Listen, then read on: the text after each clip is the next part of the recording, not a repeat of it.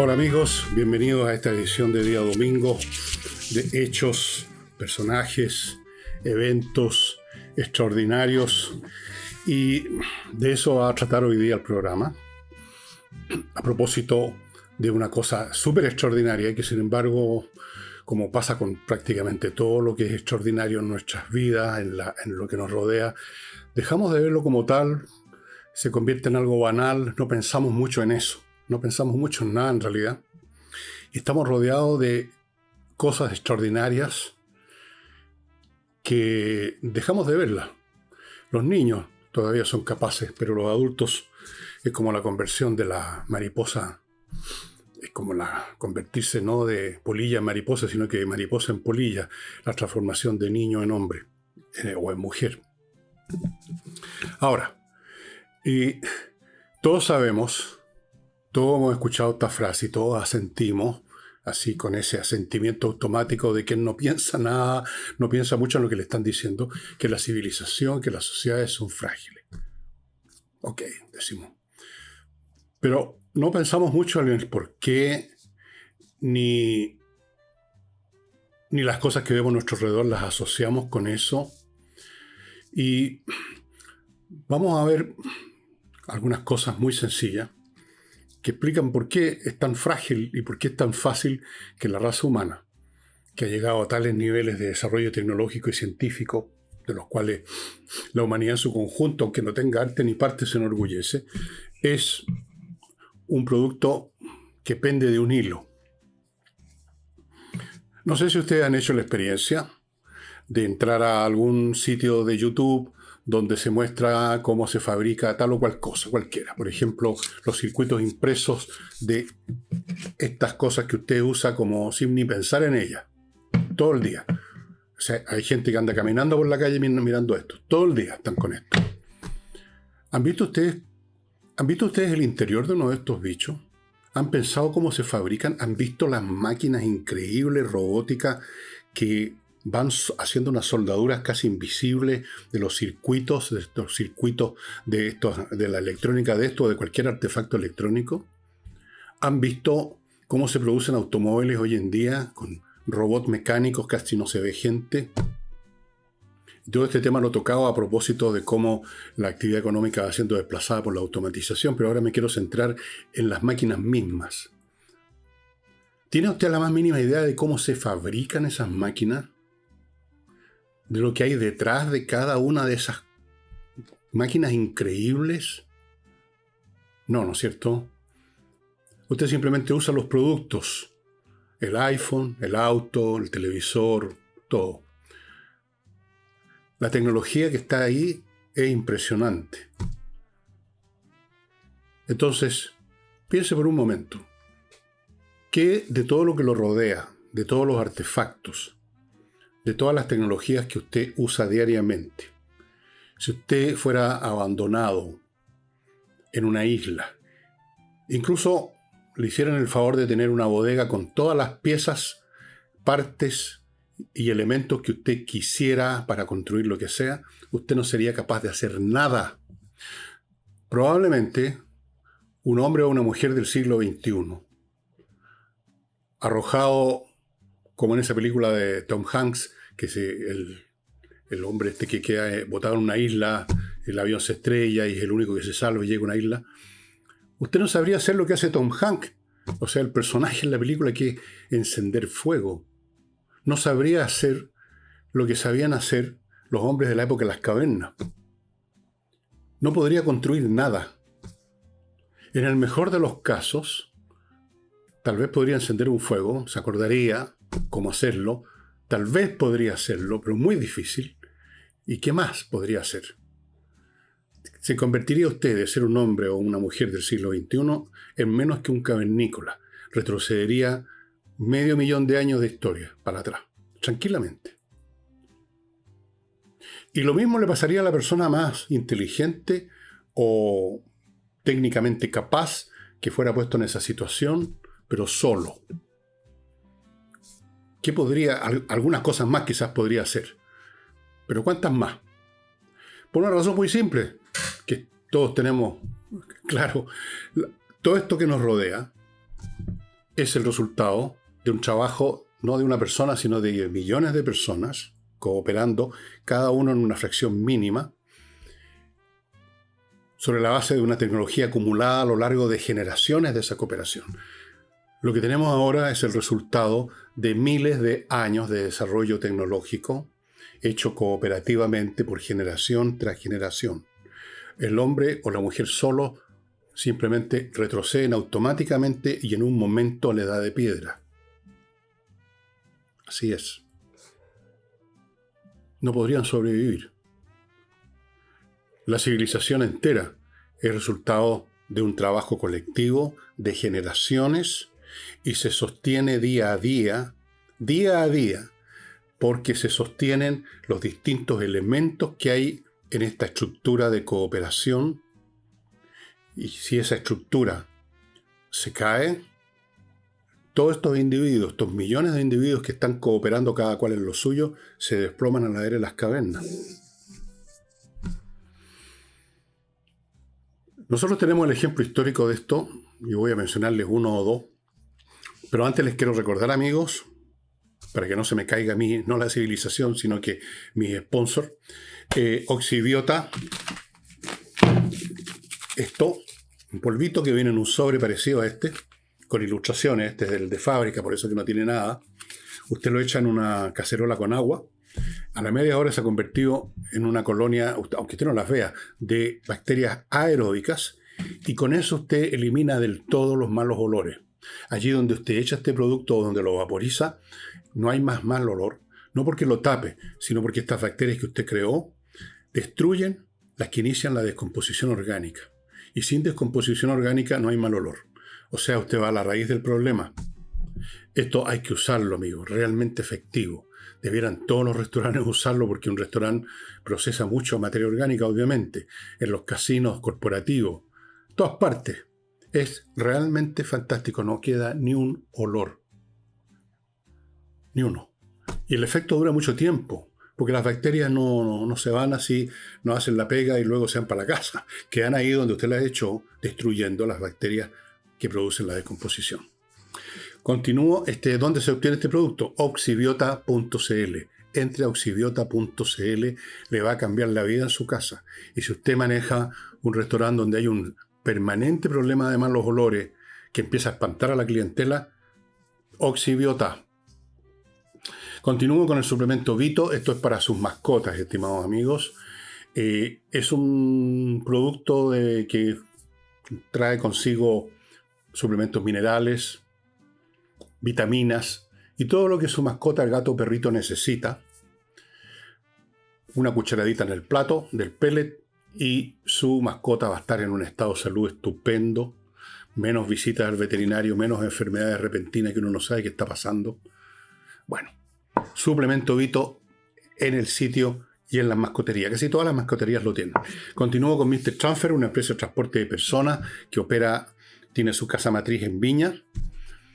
Trae gente al aeropuerto, pero hay otras destinaciones, si es que usted quiere. Usa unos vehículos donde caben 6 personas, pero usted puede viajar con menos si quiere.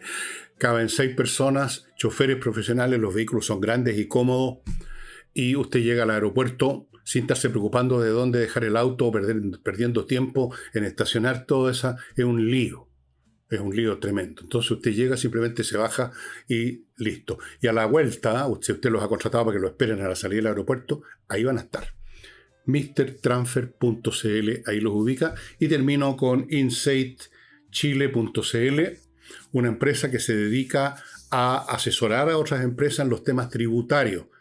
Estudiar la mejor manera de hacer el pago, la contabilidad tributaria, sacarlo de problemas, regular su situación si está en una situación irregular con el Servicio de Impuesto Interno, que no es chacota.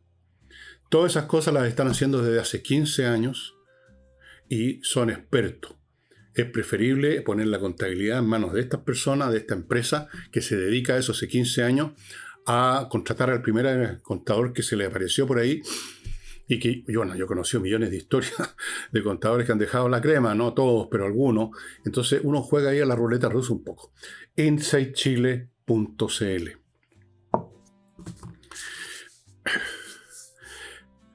Una de las cosas extraordinarias y curiosas que uno no piensa mucho, esto de la civilización más o menos lo tenemos claro, que es un producto de un colectivo y a lo largo de generaciones, y que por lo tanto si eso se desploma, quedamos todos en pelota literalmente. Pero fíjese qué interesante esto. De todas las especies animales que hay en el planeta Tierra, nuestro planeta, que compartimos con toda la creación, no somos dueños del planeta, somos los únicos que estamos en esa situación. Fíjese que cualquier animal, pensemos en un león, en una cría de leones, o de cualquiera, o la cría de los gatitos, ellos automáticamente, instintivamente, sin necesidad de ningún sistema institucional, digamos, dominan y controlan todo, llamémoslo así, la tecnología gatuna o leonística necesaria para vivir, con un mínimo aprendizaje de la leona o de la gata. No necesitan una institucionalidad. Cada individuo de por sí controla, domina todo lo que necesita saber para sobrevivir. Con muy poco adiestramiento de la madre leona, de la madre gata, se las arreglan. Los seres humanos no. Los seres humanos en absoluto estamos en esa situación. No traemos ninguna tecnología incorporada en nuestro sistema genético. No tenemos de inmediato todo lo que se necesita para sobrevivir. Dependemos de la cooperación. Y dependemos de la transmisión del conocimiento, un sistema de registro. Lo que aprendió esta generación, estos cavernícolas aprendieron a hacer fuego, digamos, se le ocurrió a uno, frotando unos palitos, qué sé yo. Entonces, si eso no se transmite, la generación siguiente va a volver a la casilla inicial. Hay que transmitir, alguien tiene que enseñar. Eventualmente, cuando se inventa sistemas de registro como la escritura, se escribe, hay un texto, llamémoslo así, donde se aprende. Hay una transmisión de conocimiento. Esa transmisión supone instituciones. Alguien tiene que llevar a cabo esa labor de enseñanza y de transmisión. En el Egipto los faraones, por ejemplo, eran los escribas, eran funcionarios, o sea, pertenecían a una institución, al Estado faraónico, eran ellos los que llevaban las cuentas y adiestraban a los futuros escribas en los jeroglíficos y cómo llevar las cuentas y en la matemática elemental que usaban los egipcios para sus registros. Había una institución, había una mecánica social institucional para esa transmisión de conocimiento.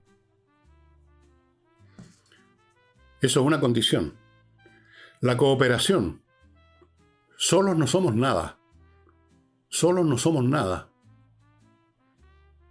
Es con otros que hacemos cosas, que nos defendemos, que sembramos, que nos comunicamos lo que hemos aprendido individualmente y se va formando un fondo común que va creciendo.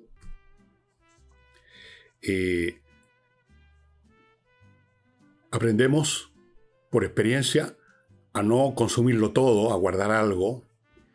Las primeras civilizaciones que crearon la agricultura, las primeras sociedades que crearon la agricultura, tenían que aprender a no comérselo todo, a guardar semillas para sembrar, a guardar frutos para cuando maduraran sacarle la semilla, no comérselo.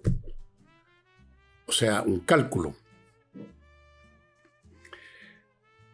Y todo eso a su vez, con el tiempo, va acumulándose. Se acumula no solo este conocimiento tecnológico de cómo hacer cosas, cómo sembrar, cómo regar, sino que se acumula el aparato físico que se ha usado. Hay una acumulación, es como en las ciudades. En las ciudades usted se mueve en una ciudad y va a haber edificios, estructuras, vías, servicios que fueron instalados antes, pero que se conservan, que son mantenidos y que siguen usándose y siguen sirviendo. Se va acumulando la tecnología, se va acumulando la civilización, la infraestructura. Entonces, estas son las tres condiciones que nos permiten vivir con estas cuestiones. Hemos llegado a un grado en que a lo largo de las generaciones se acumuló un conocimiento tecnológico, cada vez se acumula más rápido porque hay más gente que se dedica a estas cosas. En algún momento, si ustedes estudian la historia de la tecnología, es muy interesante ver cómo se van desarrollando las cosas, cómo se le ocurre a un tipo y luego eso lo aprende otro y ese otro le impone una mejora, una innovación, y a su vez esa innovación entra en una multiplicación positiva con otra innovación y se crea una cosa aún mejor.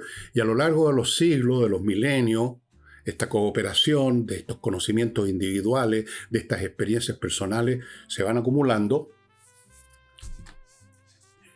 y tenemos una civilización. Pero es un producto, como ustedes ven, colectivo y a lo largo de los siglos. O sea, en esta colectividad hay que pensar no solo en los contemporáneos de uno, sino que en aquellos que murieron, en las generaciones anteriores. Acuérdense lo que dijo Newton, después que produjo su obra científica, que es una de las más importantes, si no la más importante de toda la historia de la ciencia, su teoría de la gravitación universal y todo lo demás. ¿Qué dijo Newton? Dijo, si he visto más lejos es porque me he subido a los hombros de gigantes. Y esos gigantes se habían subido a los hombros de otros gigantes y esos otros gigantes y así sucesivamente hasta el principio de los tiempos. Newton, si nace en una isla o lo arroja en una isla como Robinson Crusoe y no tiene posibilidad de aprender lo que aprendió de otros, de esos gigantes anteriores, no desarrolla la teoría de la gravitación universal, evidentemente, aunque tuviera el mismo cerebro, la misma inteligencia, no lo hace, no habría podido. Toda obra de todo científico, de todo artista, de todo filósofo, es también el resultado de que está subido a los hombros de generaciones y generaciones y generaciones que han pensado, que han desarrollado pensamiento, etc. Y por eso es frágil la civilización. Porque si se quiebra, se rompe esta estructura colectiva, todo se desploma. Fíjense lo que pasó. El Imperio Romano, cuando se derrumba políticamente, cuando deja de ser un sistema de muchos territorios y ciudades coordinadas por un gobierno central y se convierte en una fragmentación de reinos bárbaros y una fragmentación total. Se fragmentaron las instituciones que mantenían la civilización. Ya no habían aparatos institucionales, organizacionales, que mantuvieran las cosas funcionando. Entonces todo se derrumbó. Y durante siglos se vivió lo que se llama la Baja Edad Media, una edad de oscuridad, de ignorancia. Se perdieron el cultivo de las letras, salvo en algunos mínimos, digamos, reductos intelectuales como eran los monasterios. Se derrumbó la civilización de la antigüedad. Quedaron literalmente lo que uno ve en las fotografías, las ruinas de los edificios. Bueno, ahora no eran tan ruinosos al principio, pero se fueron arruinando. Nadie los mantenía. No había interés en mantenerlos. No se sabía cómo. No se sabía cómo se habían construido esas cosas. Yo no me acuerdo qué escritor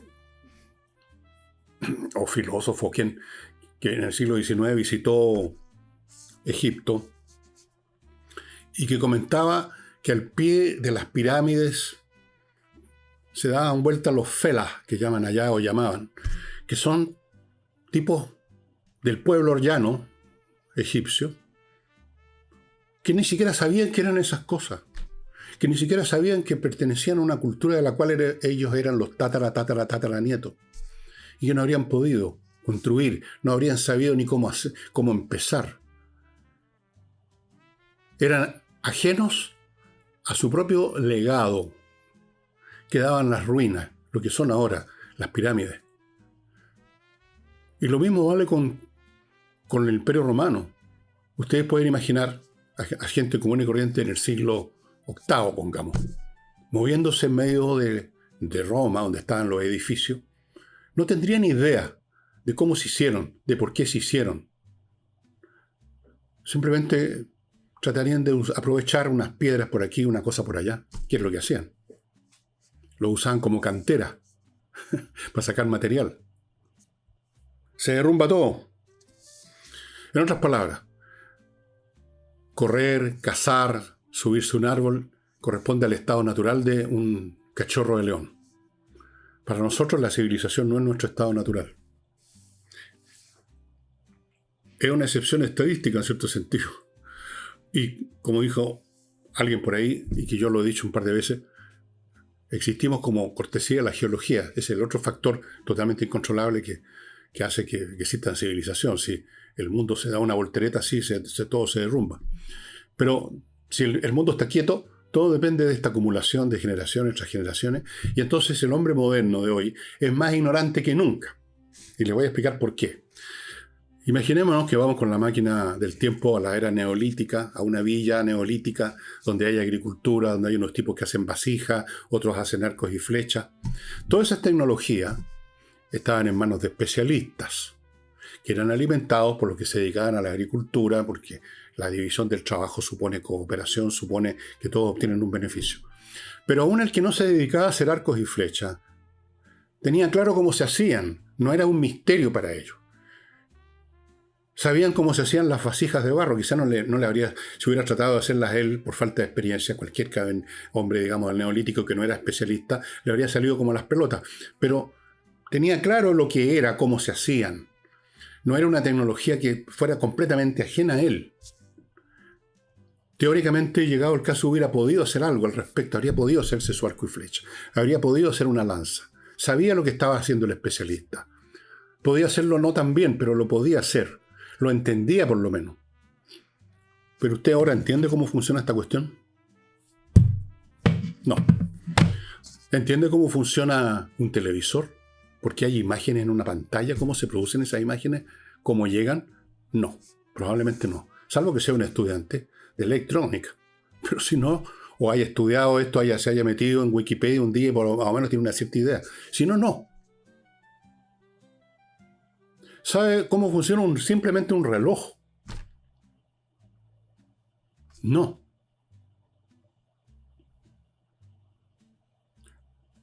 Somos más ignorantes que ese tipo de la villa neolítica que entendía las tecnologías de su época. Quizá no practicaba el hacerlas, el manufacturarlas él, se dedicaba a otra cosa. El campesino que estaba sembrando, cosechando, no se dedicaba a hacer vasijas, ni arcos y flechas, ni ninguna o ropa, pero veía lo que hacía su mujer, veía lo que hacía el hombre de las vasijas, el ceramista, llamemos. Entendía, estaba claro ante su mente de qué trataba eso. Ahora no. O sea, el hombre y mujer contemporáneo es mucho más ignorante respecto a su medio tecnológico y cultural de lo que era un hombre neolítico respecto a su medio cultural y tecnológico. En otras palabras, esos hombres de esa villa, que hubiera ocurrido una catástrofe, un terremoto, se derrumbó todo y se desperdigan, habrían podido reconstruir con cierta facilidad de algún modo su cultura. Habrían podido. Aunque aún los no especialistas habrían podido. Nosotros no podemos. ¿Cómo fabrica usted esto? ¿Por dónde? ¿Con qué máquinas, herramientas? ¿Con qué materiales? ¿Con qué conocimiento? No tiene ninguno. Yo no tengo ninguno. Por supuesto. Incluso si nos metemos en Wikipedia y aprendemos un poco, no tenemos los medios técnicos.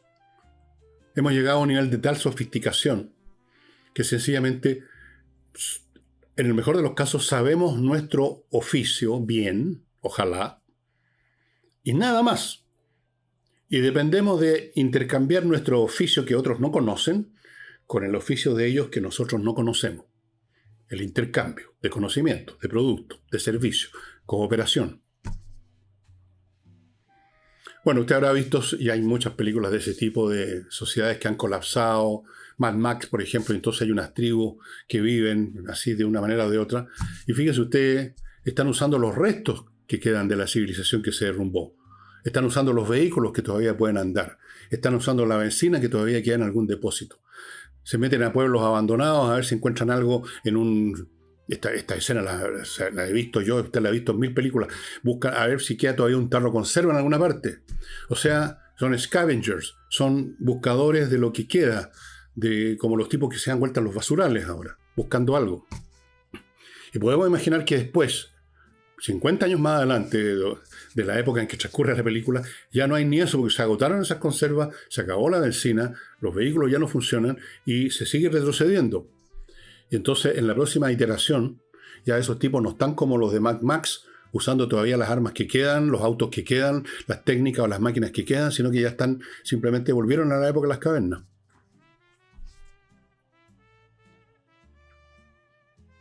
Así es. Hay novelas también sobre este tema, ¿eh? entre paréntesis, hay novelas. ¿Con qué facilidad se vuelve al pasado? Hay una famosa novela de William Golding que se llama Señor de las Moscas. Creo que hubo una película. Unos niños, que hay un accidente aéreo, creo, un barco que se hunde, lo que sea, y se salvan un montón de niños en una isla y empiezan a reconstituir una sociedad cavernícola, literalmente, con todos los esquemas sociales, culturales, de violencia, porque no tienen manera de reconstituir de dónde venían. Lo mismo pasa con adultos. Si usted pone a 100 personas civilizadas, de cuello y corbata, bueno, ahora nos hace que no se usa la corbata, las ponen en esa isla, ahí las tira, la mitad o 2/3 se muere de hambre en 2 semanas, y los otros que sobreviven de alguna manera terminan por reconstituir una sociedad cavernícola. Brutal. Donde el jefe es el gallo que digamos que es más grande para pegarle a los demás, o que se junta con 2 o 3 y forma un círculo de poder, y viven, digamos, de lo que recolectan. Se vuelve para atrás. Se vuelve miles de años la historia humana. Así es. Y mientras más avanzamos en este proceso tecnológico, es más frágil todo. Como les decía, en un nivel neolítico, en un nivel de agricultura elemental, en un nivel de vasija y de arco y flecha, es más o menos relativamente sencillo reconstituir eso, y prácticamente cualquier individuo de la tribu lo puede reconstituir, aunque no muy bien, pero lo puede reconstituir. Nosotros, ¿cómo reconstituimos como individuos en las civilizaciones que vivimos? No podemos. Tenemos que retroceder miles de años y empezar de nuevo.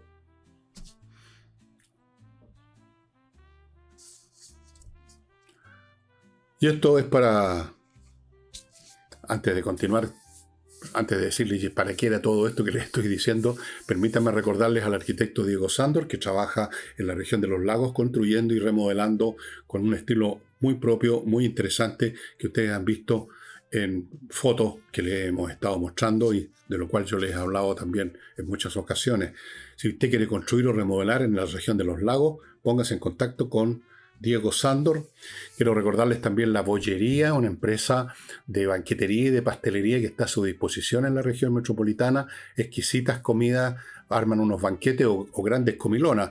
No necesariamente el banquete tiene que ser un banquete con 500 personas. A lo mejor usted quiere organizar un tremendo almuerzo para 20, de toda su familia que invitó a sala. Bueno, ahí necesita a La Bollería. O quiere pasteles y tortas para otras celebraciones o lo que sea. La Bollería, amigos, en la dirección que está apareciendo a mi lado es un Instagram. Continúo con MKI Industrial, una empresa de marketing especializada en promover los productos industriales, yendo mucho más allá de simplemente el poner anuncios, porque eso no es suficiente hoy en día. Ellos dan todos los pasos adicionales de marketing para que su producto sea conocido y adquirido por otras empresas o por personas. mki.cl. Hoy en día no se puede seguir operando en una empresa con los paradigmas, voy a poner mesiúticos, los paradigmas de hace 10 o 20 años atrás. Imposible, usted está sonado. Usted tiene que recurrir a todo. Y termino con Rosa Bergamota, que ubica en rosabergamota.cl, una empresa que produce artículos de tocador con puras sustancias naturales para que no tenga problemas a la piel. No soy el único que tiene una piel muy delicada debido a mis ancestros vikingos, por lo que he venido descubriendo con estructuras genéticas que me examinaron. Vengo de ahí, de los brutos del norte, y esos tienen la piel muy blanca y muy delicada y tienen un montón de otros problemas. Bueno, pero hay mucha gente que está en esa situación y que cualquier cosa le sale granito, le pica, le molesta. Bueno, todos los productos de Rosa Bergamota son con sustancias naturales que no producen nada de todo eso. Estoy hablando de champú, acondicionador, cremas, fragancias, rolón. Amigos, se consiguen en rosabergamota.cl o en la cadena de farmacias Knopf. Bueno, les decía todo esto porque hay que tener mucho cuidado con aquellos que desean cambiarlo todo de golpe, y no cambian todo de golpe, sino que demuelen todo de golpe y nos quedamos en pelota. Y lo estamos viendo en Chile con el tema de la educación. Hace años atrás, se creyó que se podía cambiar el esquema, que se podía convertir a los colegios en algo así como parques temáticos, que había que eliminar estos ramos, que los alumnos que son disfuncionales hay que mantenerlos igual. Un montón de cosas que se fueron instalando, y miren el resultado. Miren el resultado.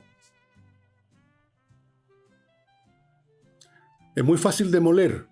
Cualquier idiota con un martillo puede demoler la Venus de Milo, hacerla pedazo. Pero construirla es muy difícil. Entonces tengamos cuidado con las instituciones. Y no simplemente escuchemos esta frase, "Oye, hay que cuidar nuestras instituciones". Hay que cuidarlas con los actos diarios, cada cual en lo suyo, en nuestro pequeño fragmento que ocupamos. Y no escuchar los cantos de sirena a los que le están ofreciendo un modelo que suena muy bonito en un pizarrón, en un panfleto, pero que lo único que significa es demolición, ruina, pobreza, toda clase de horrores.